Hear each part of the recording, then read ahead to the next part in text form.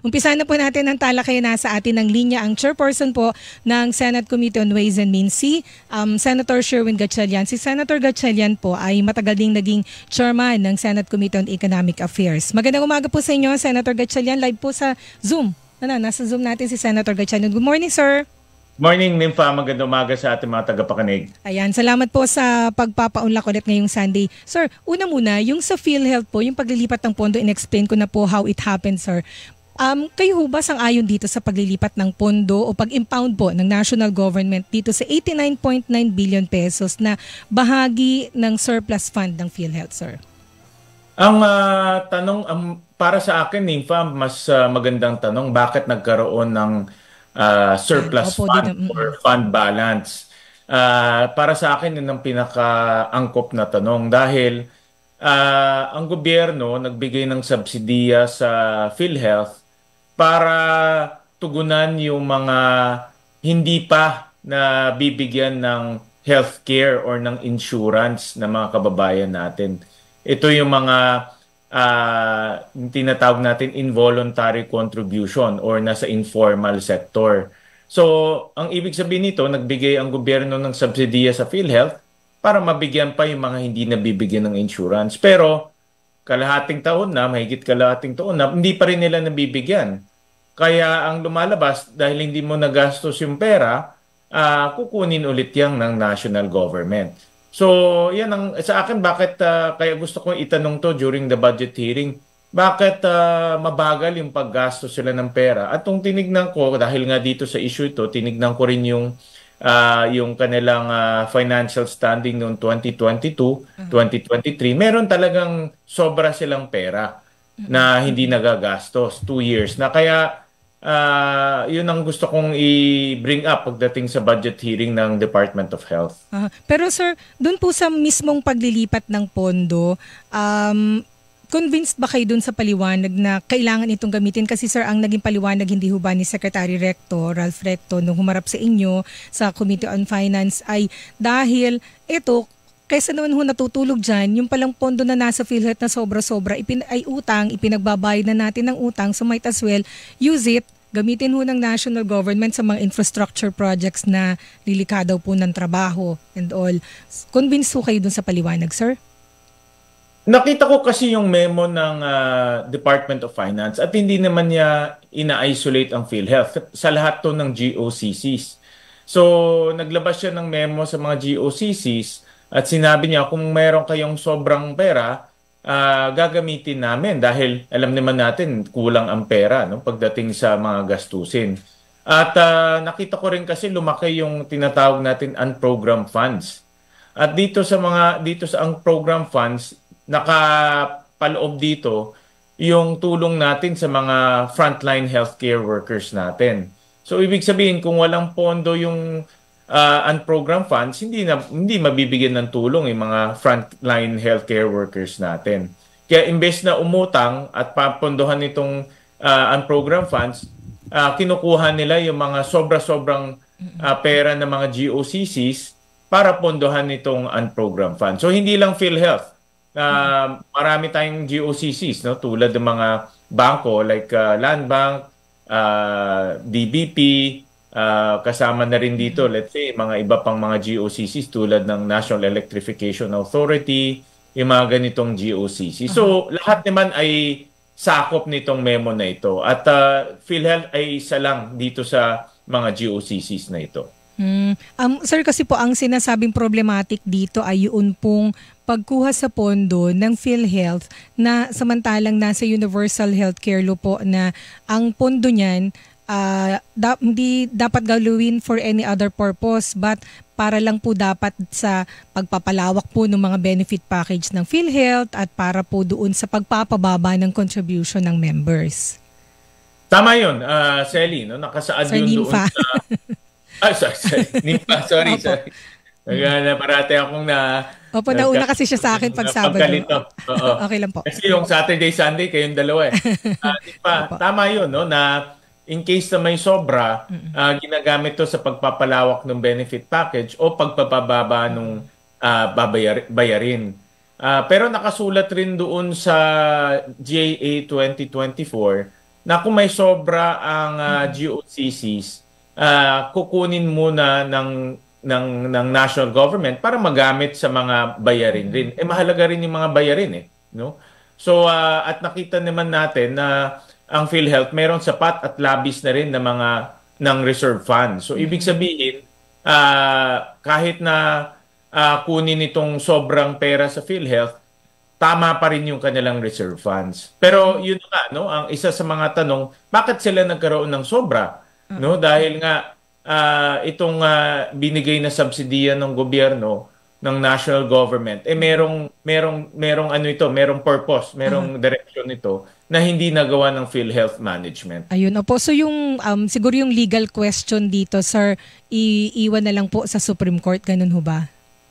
Merong alam ko may mga nag-file na sa Supreme Court para resolbahin ito dahil nga merong ibang interpretation ang DOF at may ibang interpretation naman yung mga ibang mga advocates. Ayun, opo. And then sir, ito nga po na point out ninyo, bakit nagkaroon ng ganung sobra-sobra? Yung sa paliwanag po is kasi daw po nung pandemic pala, hindi sinagad yung paggamit ng pondo ng PhilHealth. Available naman. Ang ginawa ho ng Duterte administration, sabi ho ni Secretary Recto, ng utang. So yung national government ang nag-shoulder ng mga pandemic expenses except, natatandaan ko po, except yung mga testing kits. Ang sabi ho ni Secretary Recto, hindi ginamit yung pondo ng PhilHealth para pambili ng bakuna at pambayad sa mga health workers, samantalang po pwedeng gamitin. So, meron ho bang dito, maling judgment, sir? Kasi kung nangutang, lalo tayo nabaon sa utang, meron palang available na pondo. Yung panahong yun, Selly, alam natin yung pandemya, walang playbook yan Wala namang sinusundan na template para sabihin tama yung ginagawa. Dahil kung matatandaan natin in 2020, 2021, magulo pa ang buong mundo. Lahat ay kumuha ng, wala pang ang vaccine at that time. Iniimbento pa lang yung vaccine. Lahat ng buong mundo nag-aagawan sa vaccine. At hindi natin alam kung tatagal to ng 1 year, 2 years, or even mas mahaba pa.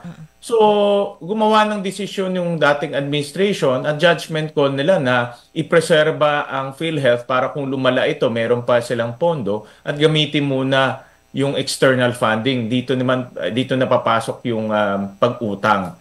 So, naging ganun ang desisyon dahil naintindihan ko magulo ang mundo at that time No, ngayon lang natin nakikita na itong mga desisyon na ito, meron palang nakaka-apekto pala ito 2-3 years after down the road. No? So, yan ay isang bagay na ginawa dahil nga at that time, hindi alam kung gaano pa katagal lalala itong pandemya. Pero, babalik tayo dun sa subsidiya Ang gobyerno nagbigay ng 61 billion na subsidiya. So at ang purpose nito ay para ma-expand yung number of beneficiaries doon sa tinatawag natin voluntary or indirect beneficiaries na hindi naman nagawa ng PhilHealth. Sir Nympha, nakaka-strike 3 na kayo, may utang kayo sa aking tatlo. Sabi ko ba yun? Nympha. Opo. So sir, kasi po, okay, so ang nakita ho ninyo, lagi ang national government nagsasubsidize, sir, 'di ba, para po makover na lahat ng mga Pilipino dito po sa PhilHealth. So, over the years, naipon ho, lagi may sobra na 40 plus, 50 plus. So, next year, meron na ho, nakita ko ho dun sa budget presentation ni Secretary Pangandaman na meron ulit next year na 70 billion. So, bakit ho bibigyan ulit ng ganong kalaking halaga gayong hindi pala nila nasasagad yung gamit? Tapos, ang sabi ho ng Secretary Recto, by the end of the year, kahit kunin yung 89.9 billion pesos, maiiwan pa rin po 546 billion. Oo. Tama ka doon, no? In fact, yun ang isang kung tatanungin rin Kung di nila nagagastos yung pera, bakit in 2025 magbibigay pa ulit tayo? Alam natin meron silang problema sa pag-iimplementa at paggastos ng pera. At yun nga ang gusto nating, ako personally, yun ang gusto kong bigyan ng pansin na itong mga subsidy na binibigay na para palawakin yung dami ng PhilHealth members ay hindi nagagawa ng PhilHealth. Baka nga sobra na, hindi natin alam, no? Minsan kasi napapansin ko rin itong mga ahensya hingi ng pera pero hindi naman nila tinitignan yung tinatawag na absorptive capacity. Kaya ba nilang gastusin? O baka labis na rin yung perang hinihingi nila. Kaya dapat talagang kunin in detalye at busisiin mabuti yung kanilang request this coming 2025. Pero I agree with you. Ay sangayon ako sa iyo, Nympha, na ito ay dapat busisiin mabuti o kung hindi naman kailangan, wag na natin ilagay ito at ilagay na lang natin sa ibang mga proyekto. So, pag-aaralan po kung deserving ng ganyang panibagong amount ng 70 plus billion or kung pwedeng bawasan. Correct. Kasi 2024 naglagay ng 61 billion eh. Opo. At sinasabi nga na hindi nila ito nagastos at kukunin 89 billion pero 2025 maglalagay ulit ng another 70 billion. Parang counterintuitive, parang hindi consistent no yung kanilang ginagawa. Kaya busisiin to mabuti. Ako personally, ito sa darating budget hearings. And kailangan din hubang repasuhin, Senator Gatchalian,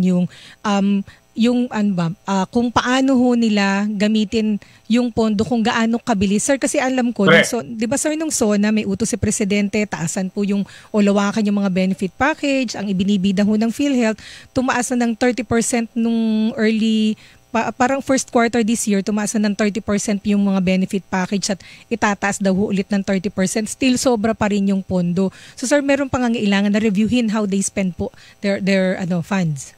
Correct. Dalawang bagay kasi nakikita ko dyan, Selly. No? Unang-una yung paggastos.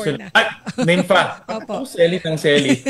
Nympha. Magseselos na ako kay Ate Selly. Sorry. Sorry, dalawang bagay nakikita ko dyan, Nympha. Una-una yung paggastos nila, yung tinatawag nating absorptive capacity. At nakita rin natin to sa maraming sa mga ahensya. In fact, nung nagulat na ako, nung 2023, almost 1 trillion ang hindi nagastos na pera out of the 5 trillion. No? So, napakalaking pondo na hindi nagagastos. Kaya kahit na tumataas yung ating pondo, pero yung paggastos naman, hindi nagagastos. No? At sayang yung pera. Pangalawa, importante na patuloy natin pinapalawak yung benefit package. Hindi lang kung nagkasakit. Ngayon kasi dapat ma-access mo yung PhilHealth kung may sakit ka eh. Opo. Pero paano yung preventive? For example, gusto mong maging malusog. Wala silang ganun na package para maging malusog. Kaantayin mo nang may sakit ka bago ka alam naman natin na pag may sakit ka, mahirap na magtrabaho, absent ka na, mas malala na yung mangyayari. Dapat tayo sa preventive. Correct. Kaya yun ang dapat i-promote ng PhilHealth ngayon, yung preventive activities. Ayan, so pag sumalang na ho yung budget ng Department of Health at ng PhilHealth sa Senado, marami pala kayong itatanong din. Marami tayong itatanong dahil nga dito sa issue na ito at alam mo, Nympha, itong issue ng PhilHealth hindi lang ngayon lang, no? Kung matatandaan natin, maraming issue lumalabas sa PhilHealth. At dapat talagang busisiin mabuti. Sir, naalala ko lang ho yung tawag dito, yung testing kits. Sir, nung binagawa ninyo kasi yung Bayanihan Law, ma-share ko lang po sa listeners natin, viewers natin. Naalala ko to sir gabi na to, malalim na yung gabi nito, nung tinatalakay Bayanihan Law, na-question yung PhilHealth kasi gusto ho nila na parang 8,000 plus yung maging budget para sa mga COVID test kits. Tapos, kapag tatanong ho ninyo ni na Senator Franklin Drilon, at tawag dito lumalabas, meron palang available na mabibiling 4,000 plus. So, kung hindi na urirat ito, 8,000 yung iba budget. Tapos, samantala available pala 4,000. Anyway, sir. So, correct. Tama ka doon. Diba, sir?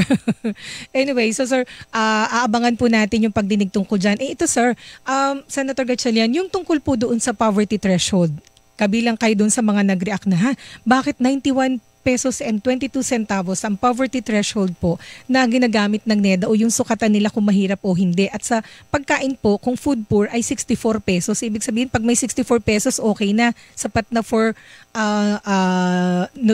the nutritional needs po sa isang araw ng isang tao. Sir, kayo, makatotohanan ba ito? Para sa akin, unrealistic na ito, Nympha, dahil ginagamit kasi nila mga figura o mga presyo na napakababa naman, no? Dahil nung tinignan ko yung basis nila nitong 21 pesos, 91 pesos per day, 21 pesos per meal, ang ginamit nila yung tinatawag natin least cost, pinakamababang presyo doon sa lugar na yon. Alam naman natin, pag namamalengke o nag-grocery, meron yan suggested retail price, hindi naman nasusunod yun kasi suggested lang. Realistically, mas mataas pa doon sa least cost o sa pinakamababang presyo ng nararamdaman ng o nakikita at nabibili ng ating mga kababayan. Walang room for adjustment. So ang ginawa nila, kung ano yung pinakamababa doon sa presyo ayon sa kanilang pag-aaral, yun na yun. Pero kung pumunta ka sa merkado, pumunta ka sa palengke, pumunta ka sa supermarket, wala namang ganun na presyo dahil siyempre pagbenta ng mga produkto may patong yung tindera, may patong yung nagdi-deliver, mas mahal. Kaya para sa akin hindi na realistic itong 91 peso per day. At isa pa doon na sa nakita namin yung food menu. No? Mayroon kasing menu na ginagamit nationwide. No? Pare-pareho yung kinakain. Kumbaga, ina-assume nila na pare-pareho ang kinakain ng tao buong bansa. At araw-araw, yun ang kinakain. Alam naman natin, hindi ganon. No? Realistically, iba-ibang patayhe ang kinakain natin. Iba-iba rin ang kinakain ng bawat isa. No? So, kumbaga, hindi realistic yung mga assumptions na ginagamit nila para makuha itong 91 pesos per day. Pero sir, bakit ito kailangang, anong significance ba nito? Kasi po, ang sabi ni Secretary Balisacan nung humarap sa inyo, meron lang daw silang ganyang mga pamantayan, yan yung yardstick nila to see kung nagtatagumpay po yung mga programa ng gobyerno para labanan ang kahirapan. So kung unrealistic ito, ibig sabihin unrealistic din po yung magiging tugon ng gobyerno dito like yung mga ayuda program, sir. Bigyan kita ng konkretong halimbawa, Nympha. Ang SWS, meron silang self-rated poverty na ginagawa halos sa quarterly. Lumalabas doon, 55% ng pamilya natin ay mahirap. No? Ang self-rated kasi tinatanong ka, para sa'yo, magkano ba ang kailangan para mabayaran ng kuryente, makabili ng pagkain, mabayaran mo yung pamasahe? Lumalabas sa SWS, 20,000 per month per family of 5 ang kailangan nila para mabuhay. No? Dito sa PSA, 13,000. So, makikita natin na napakalayo na. No? Yung rated, kumbaga yung kailangan ng isang pamilya ayon sa kanilang sarili versus sa computation ng PSA. At lumalabas ngayon sa SWS na 55%, halos kalahati ng ating pamilya ay considered poor because of that 20,000. So ang ibig sabihin, mas malaki pa ang bilang kasi sa SWS 55% ang mahihirap. Sa PSA, 15% ang mahirap. Kaya ang laki na discrepancy, almost 35%. So, ibig sabihin, kung unrealistic yung ating numbers na gagamitin, unrealistic rin yung mga programa natin. Parang kulang yung magiging programa natin sa pagtulong. Kaya importante ito para malaman natin kung magkano talaga ang kailangan natin ilaan para makatulong sa mga mahirap nating mga kababayan. Sir, hindi, pwede bang pagdudahan na meron lang ganitong mababang pamantayan para po ma-achieve yung goal na mapababa yung bilang ng mga mahihirap? Kasi kung ganyan ho ang pamantayan, ang dami ho palang hindi poor. Kasi sir, 'di ba ang goal po ng administration is maibaba sa single digit po yung tawag dito poverty incidence ho natin, kasi sa ngayon ang sinasabi ho, poverty incidence rate is 15.5% na equivalent to 2.99 million ng mga Filipinos na considered poor. Ang target po maibaba yan sa single digit. So from 15.5%, maibaba sa 9+% po. Pero kailangan maging realistic tayo, Nympha. Siyempre gusto natin mapababa yung poverty incidence natin. Mas marami tayong kababayan maiangat sa kahirapan. Pero maging realistic tayo dahil yung ginagamit nilang basis ay hindi na realistic. At yung mga programa na ilulunsad natin, magiging kulang kung kulang yung bilang ng poverty incidence. Kaya ako ang aking panawagan repasuhin at gawing realistic yung basis, lalo na yung presyo ng pagkain, yung menu. Gawin nating realistic siya dahil parang linoloko lang natin yung sarili natin kung hindi magiging realistic yung numero. At hindi rin magiging realistic yung pagtugon sa mga mahirap nating mga kababayan dahil yung pagbibigay ng tulong ay nakasalalay yan sa statistics na binibigay ng mga gobyerno natin, ng national government natin. So ang mga comment kasi ng mga listeners, mga viewers ay kasi palibhasa mga elitista yung nasa gobyerno, hindi nararamdaman kung ano talaga yung sitwasyon sa ground. Kaya may mga suggestion na mag-immersion kaya sila ng 1-2 buwan at maranasan na ang budget sa isang buwan ay 13,000 pesos lang. Baka doon makita nila kung ano yung totoo.